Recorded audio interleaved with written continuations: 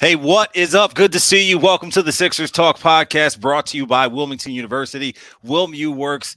As you can see, we are in the flesh here at the Rivers Casino Sportsbook right on Delaware Avenue. Danny Pommells, Noah Levick, our producer Ben Barry in the cut. Tom Finer helping us out here as well. Some fun stuff to talk about here, Noah Levick, as we have been privy to a virtuoso performance in South Philly. 3 games and 4 nights have the Sixers played. We talked about them possibly splitting this Hawk series as they did the Wizard series, as they did what was the other team they played on the back to 2 games in a row? The Raptors. Raptors. There Raptors, you right? go. Mm-hmm. So with the Raptors, they split the series with the Hawks, but Joel Embiid saving the best for last. What a performance on Sunday night as he gives the Utah Jazz 59 points, 11 rebounds, 8 assists, 7 blocks. Just history in the making. I hope you guys were out there to see it. Noah Levick was in the building. Noah, what was the atmosphere like? I think just as it unfolded, people realized they were witnessing something special.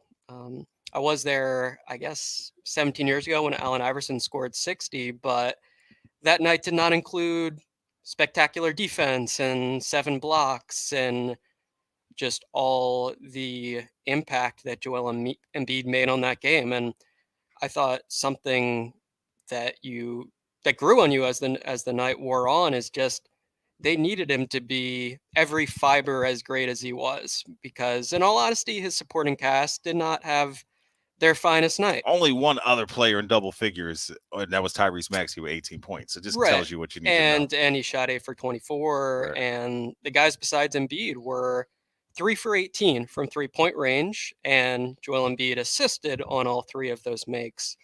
So just very special, memorable night. And it's not only one of the best in Sixers history, it's one of the best in NBA history. The house was ready to just explode when he tried that turnaround 3-pointer, an audacious shot to give him 60. And he, Right. he admitted afterwards maybe he could have tried for an easier attempt, but he was feeling himself quite justifiably. But yeah, I think it was a privilege and a pleasure for everyone who got to watch it.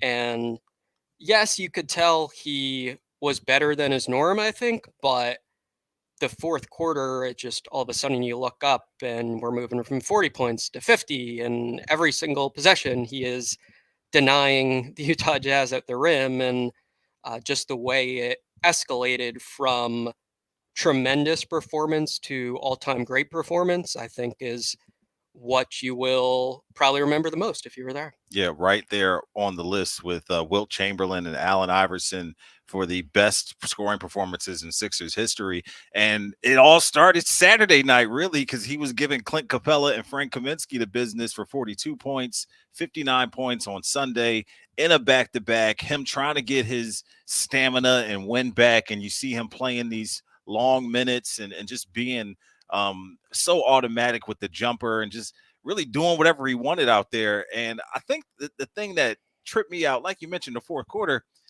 the team had 27 points in the fourth quarter. He had 26 of them.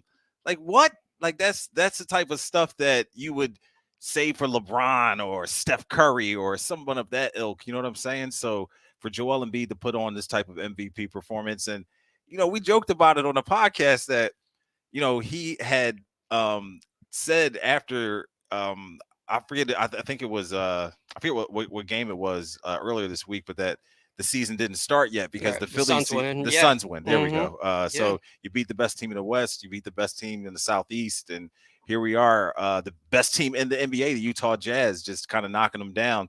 But just one for the record books, one for the history books, one for fans to remember and cherish for a long time. And for me, that's kind of the thing. It was like so much of Sixers fandom, and rightfully so, justifiably, are focused on the end result of this season, how far they can get, which team they're going to face in the playoffs, if they can get to the Eastern Conference NBA Finals, win it all.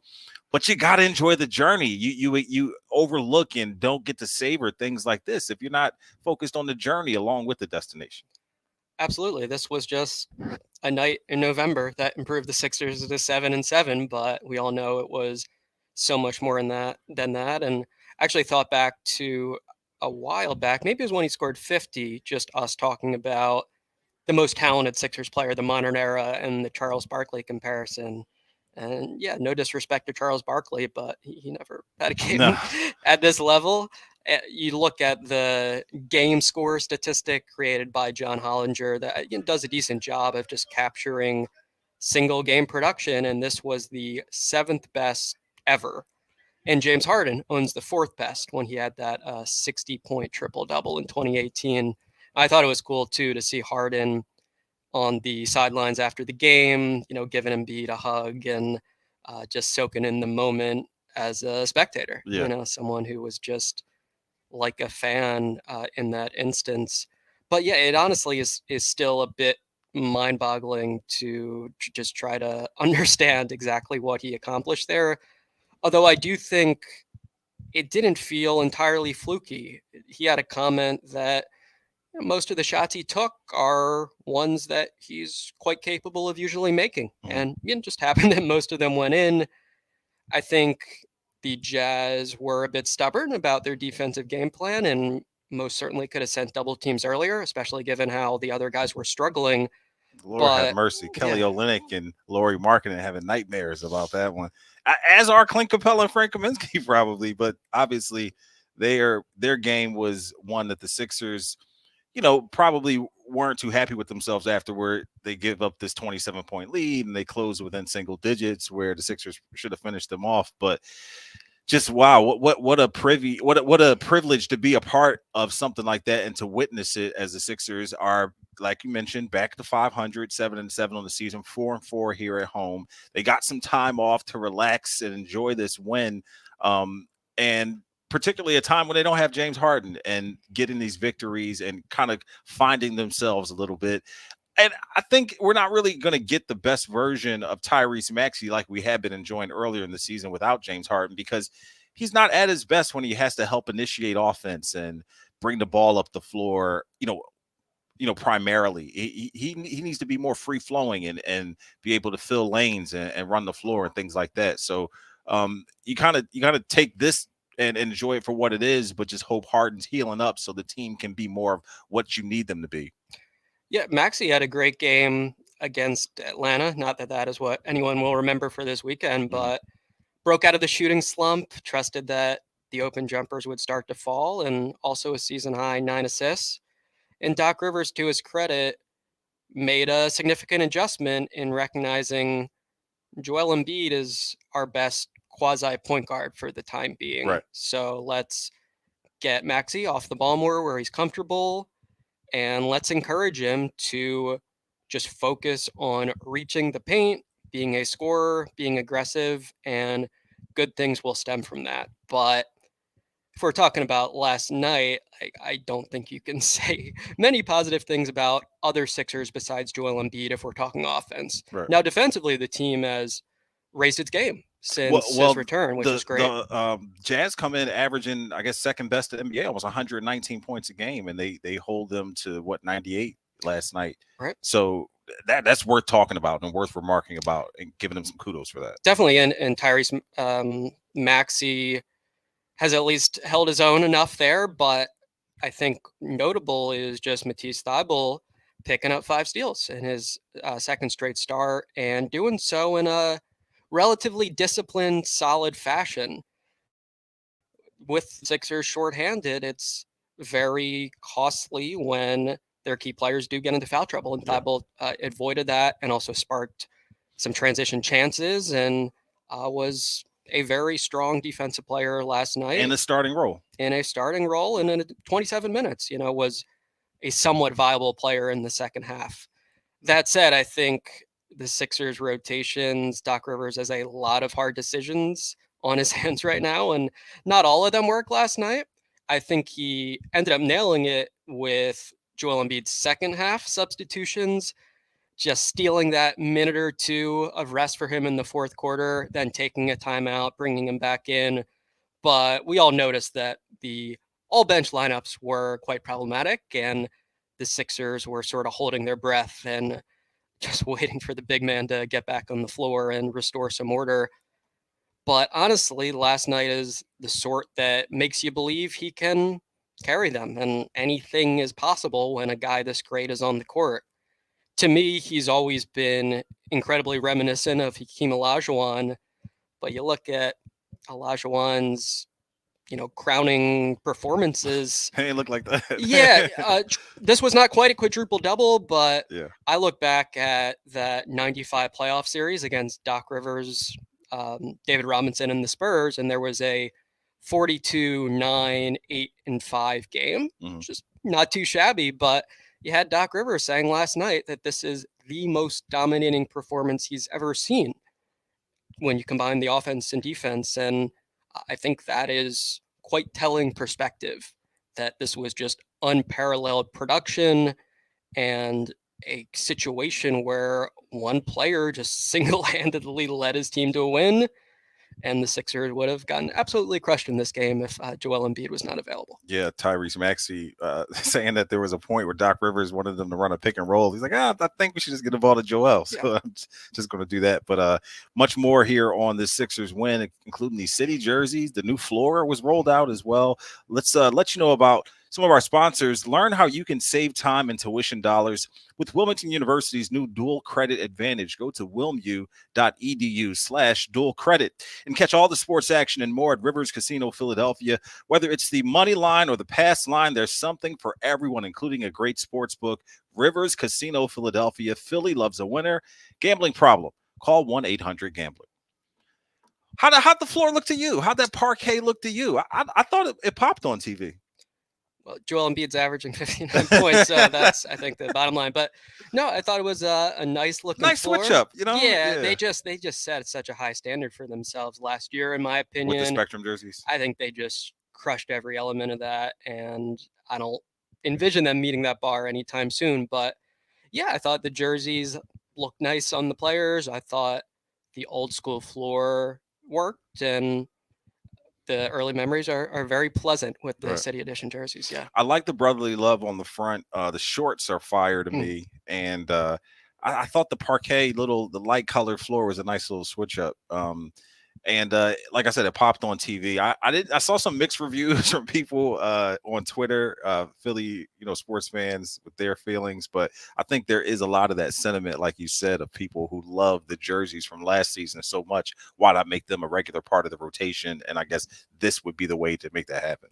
Right. I think it's just the league obligation is you got to switch it up every year. So you got to have constant creativity and find ways to innovate and give fans something they want to buy. But like, in all seriousness, the fact that the first game in these jerseys was this game from Joel Embiid probably will help with the sale of these new City Edition unis. We saw Tyrese Maxey, if you were checking out the post game show and after the action ended, jump on Joel's back and smack him on the chest, and they gave each other dap in their special handshake and whatnot, and the vibes were high.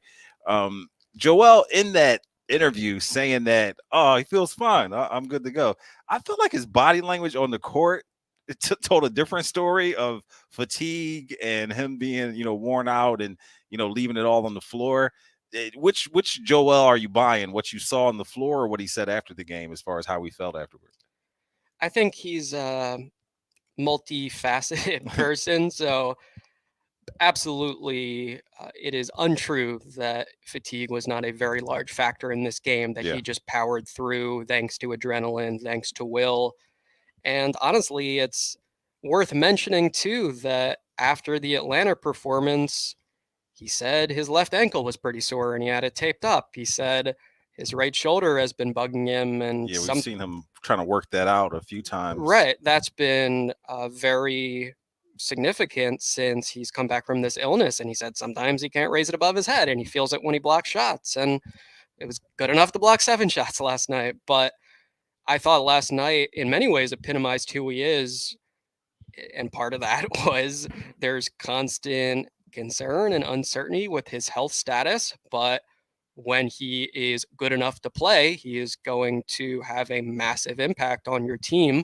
And then another amusing part of that was the trash talk. Yeah. He is a mischievous personality, even if he has tried to mature over the years and is now a father and 28 years old. But Lauri Markkanen missed 2 crucial late free throws when Joel Embiid somewhat truthfully, somewhat untruthfully, told him that Arthur Embiid, his young son, had to get to bed. So no need to send this game to overtime. Feel free to brick these, Mr. Marketing. So yeah, this was just Joel Embiid in every single facet, and there are many, many positive elements, obviously, of who he is.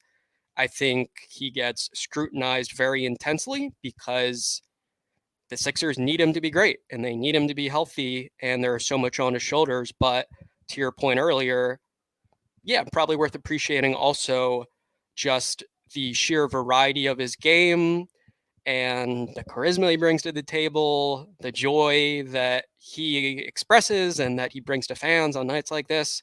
It's all just very unique. And yeah, we got a 7-foot player, knocking down step back jumpers and swatting 7 shots and just giving us like one of Diving the into the stands.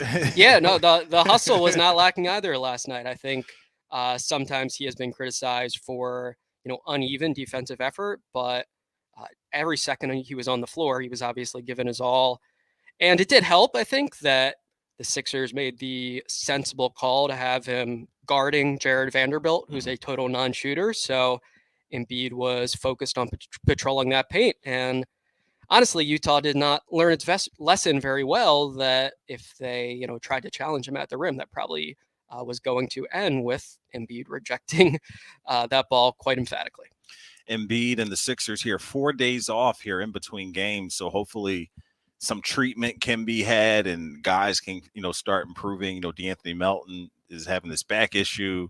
Embiid's with the shoulder and all those other ailments. So hopefully guys can get healthy here soon.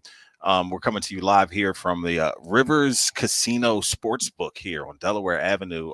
Thanks for joining us here live on YouTube, Twitter, Facebook, wherever you're checking us out. Danny Pommells and Noah Levick here. And I mentioned the time off that the guys have because all this is ramping up to a spectacular showdown in prime time, national television, the whole 9 yards with them and the Milwaukee Bucks.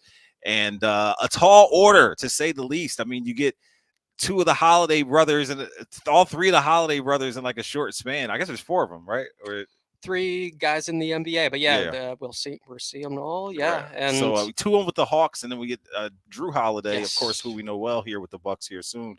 Are the Sixers ready for this challenge that they're going to face with this Milwaukee team without James Harden? They've got a good ramp up for it, and no practice today, well-earned day of rest, but Doc Rivers did say the plan is to practice for 3 consecutive days. Okay. I think the defense in recent games has been overall quite encouraging, and we're seeing less of those blatant mistakes. And Embiid actually talked about last night just feeling they've got more clarity and they've abandoned some of what they were experimenting with earlier in the year, where he had a lot of switching responsibilities, and it's more, okay, you're an elite rim protector. Let's lean on that, and let's go back to what has worked for us before. So I think that's encouraging, but Milwaukee obviously is a great team. He struggles with 5 seconds shoot the 3. And Brook Lopez brings that 3-point assassin, stretching him out to have to guard all the way out to the 3-point line mentality, pull him away from the basket. It's going to be something they're going to have to figure out. Yeah, and you talked about Drew Holiday. I think he's probably due for a stronger outside shooting game against the Sixers. He had an abysmal night from the floor the first time the teams played, and Milwaukee still pulled off the win at Wells Fargo Center. So, yeah, it wouldn't be a shocker if the Bucks are slightly favored in this one, but Joel Embiid is a guy that you tend to trust these days, I think. So, yeah, hit him with a little more time to get the body recovered, and the Sixers a little more time to figure out and fine tune things. I think enticing matchup, and yeah, hard to say exactly how it'll play out, but certainly would be an uplifting win if they could move over 500 and perhaps do so in a fashion that is not just one dominant player hauling them to victory. It would be great as well, of course, if Maxey and Harris shoot the ball well and the offense is a little more well balanced and a little less reliant on one player. Yeah, absolutely. They're going to need some help to beat the Bucks. And I kind of, not that I feel for Tyrese Maxey because it's part of the job, but DeJounte Murray was giving them that work. You get 2 nights of that, and then you get Colin Sexton, who's just consistently trying to go to the basket on every possession, and along with whatever Mike Conley gives you from the Jazz. And here you have, Drew Holiday. There's nowhere to hide. You know what I'm saying? Every night's going to be, something. He's going to have to bring his best game defensively, and that is a work in progress. But before we get to any more on that, gotta take a minute to tip our caps. Our producer Ben Barry shooting me this, which just dropped, that Joel Embiid, surprisingly but well earned, was named Eastern Conference Player of the Week.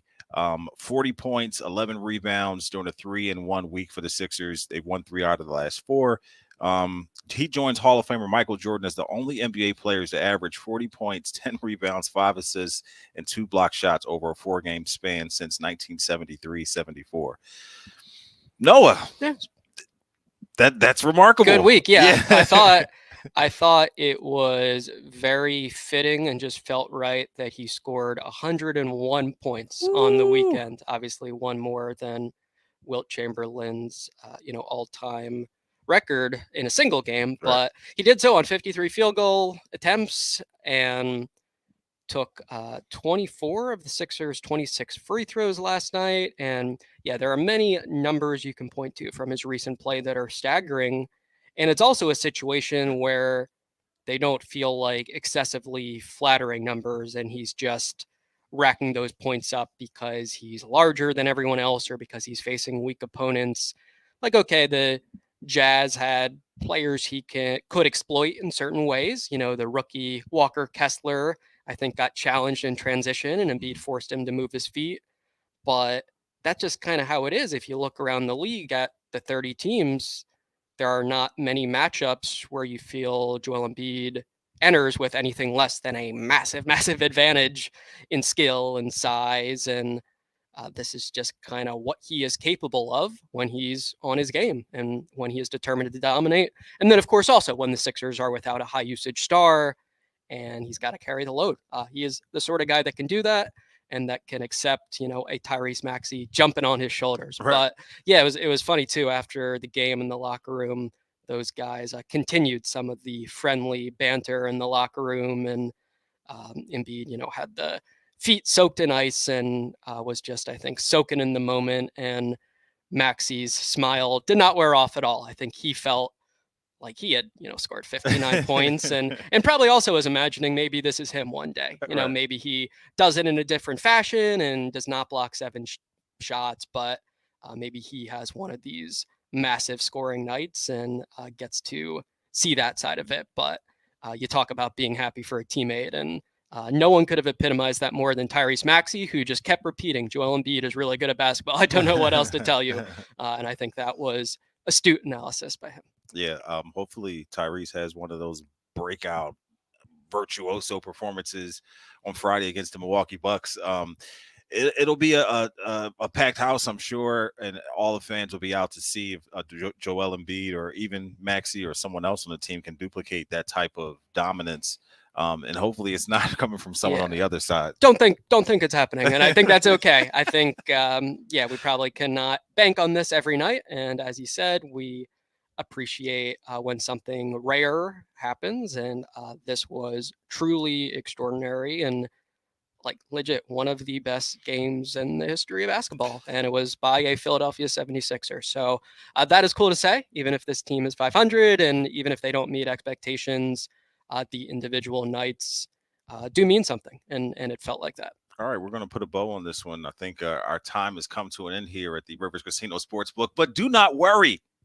We will be back once a week. We'll be in here having some fun doing our thing. And if you want to come by, say hi, meet and greet, treat Noah to some lunch, whatever you want to do, just come on by. But hey, be sure to check out Noah's work on NBCSportsPhiladelphia.com. A couple of cool articles floating around there. And if you want to relive some of the experience and hear from the players afterward, that is the place to go. I'm Danny Pommells for Ben Barry and Tom Feiner. We appreciate you listening and watching the Sixers Talk podcast. We're brought to you by Wilmington University. WilMU Works. We'll see you next time.